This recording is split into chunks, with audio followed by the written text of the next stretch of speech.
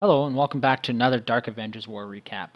We have just completed War win streak number 39 against a very good clan, Warlord CW. First off, hats off to Warlord CW. Outstanding attacks, some of the best Ogo Wee that I've ever seen.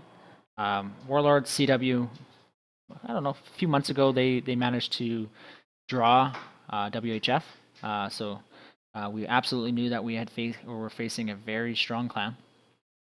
And they brought it. They gave us a real hard battle, and we just worked really hard on our plan and our execution, and our guys came through in the end and managed to squeak out another win. So again, thanks guys for a great war, and congratulations Darc Avengers for being so amazing, for battling hard through the whole war, and you know, kind of sticking with the plan and making sure that we did what we needed to do. So, you know, they went through and they cleaned up, you know, a good portion of our bases.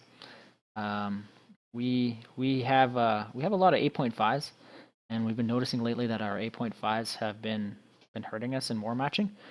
So, you know, we might reconsider that.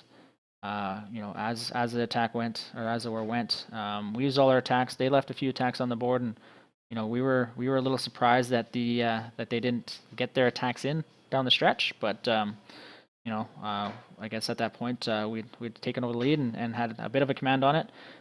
We managed 22 3-stars. They managed 20. We took the 3-star count lead just late in the war. 2-starred all their Town Hall 10s except for one, and you know, left a few Town Hall 9s that we didn't clear, but this war really came down to making sure that we did what we needed to do to get the win. And sometimes, you know, sometimes that doesn't mean you're going to 3-star all the bases. It's sometimes better to play safe and clear all the bases you know you can, right? So a couple of attacks here that I really wanted to highlight. Actually, we might even highlight a few attacks here. We had some really awesome attacks on some great meta bases, something that we don't face very often. So we enjoyed that a lot. First one, we do have Chief. He's a Town Hall 10 with Town Hall 9 level heroes, but he makes an outstanding attack. From what I understand, this is Powerbang's old base. I don't know if it's exact replica or not, or what the case may be, but this is a very good design. And it's a very good base, but Chief is a very good attacker. So he comes in here with a GoHo, a Shattered GoHo. And it's just looking to cut in with a funnel here and work into the base. So everything's kind of starting off really well. And this is the first attack on this base. He comes in here on this attack blind, which was, you know, we did leave ourselves into some blind situations here, but really trust Chief's ability and his ability to attack our bases. And comes in here, clears off. Looks like that's a double giant bomb set down there. Takes care of the Clan Castle Dragon and gets a really good entry and push. Then he's coming in here surgical style. We don't do a lot of surgical hogs in our clan. Quite frankly, we don't face a lot of bases that are ideal for it. But he's coming here surgical style and just kind of picking apart this base. Good placement of the heals there. Cruising through. He's done a really good job of keeping his queen up, and that's really what's going to be important to this attack, to cleaning up the base. Make sure those hogs are standing on heels, clean up everything out the backside, and then he just has to focus on the one group of hogs there to clean up the base. And at this point, it's looking pretty good for him. I'm kind of, this was late last night, and this is a pretty big attack. And when this went down, I felt really good about, you know, where we're at and us getting back into this war. And then he just kind of gets through and gets a cleanup. So really good, really nice attack. Well done to pick this base apart. The double giant bomb placements were challenging. They were spread out. This is a central queen. Obviously, you know, if Powerbang's latest designs are going to be a little bit different, you know, the central queen is gives you a little bit more flexibility on the entry. So Chief was able to exploit that and wreck it for 3. So next one I wanted to check out here, I think, is number 21. This attack here by Locks actually basically clinches the war down the stretch. So he made a really nice attack here. This was a last-minute attack on a really solid base. Comes in here again with another Shattered GoHo, and just comes in and does a really nice job on this attack.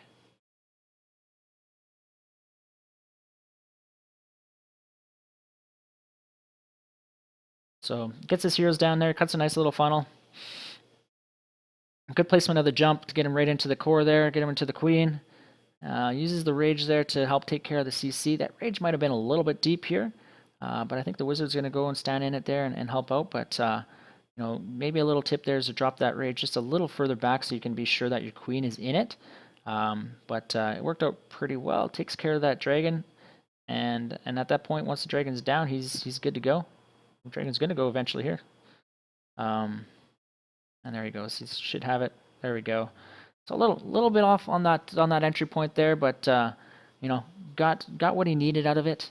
He's got his hogs going in there again, using a bit of a surgical deployment on this, something that we don't do often. But Lox has done really well with over the recent wars on having some really nice attacks this way, identifying which bases are good for, and really executing really well. Good heal placement there. He has the hogs coming down to stand in him. Triggers those double giant bombs just nice and separately there. They're a little spaced out as well, so you know, maybe not a good placement of those. And then his hogs are going to wrap around the base and take care of it. So I think this is his last defense, and at this point he's just looking at cleanup. His hogs did a nice split. You know, this one was a little close on time, but his queen again. That's, you know, if you can keep your queen up, have a good kill squad, that's really going to help out and take care of it. So. So really good job there, Lox. This attack was late in the war and gave us a last star that I think basically broke their back, because at that point they basically gave a white flag attack on our top base and had given up the war at that point. So really nice attack. I got one more attack here from I think from Justin here that I wanted to go through with you guys right here. And he's going to come in here and do another, he's just going to do a cold-blooded GoHo here. And, you know, uses a Loon into here as well to take care of a defense, possibly get the lure here as well. So good identification there. Looks like he should get the lure there. And Dragon Archer's coming out of the clan castle. So that's going to work really well with the poison if he chooses to use it. And he's going to pull it out to the side here. Queen's nice and accessible on this base.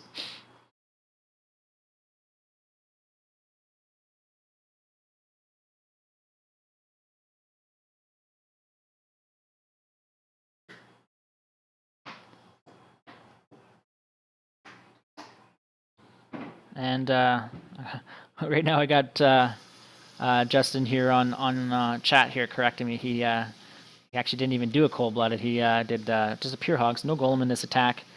He doesn't need the golem since the queen is nice and accessible. So way to be able to identify that and maximize his hogs here on this attack and crush it out. So.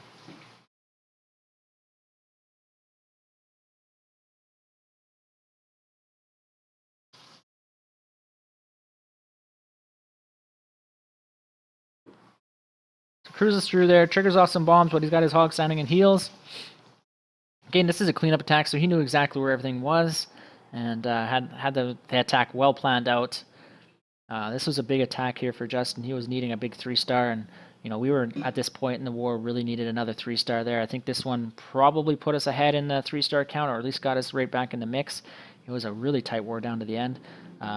Cruises through this base. He's going to get through there to clear out the last 2 defenses.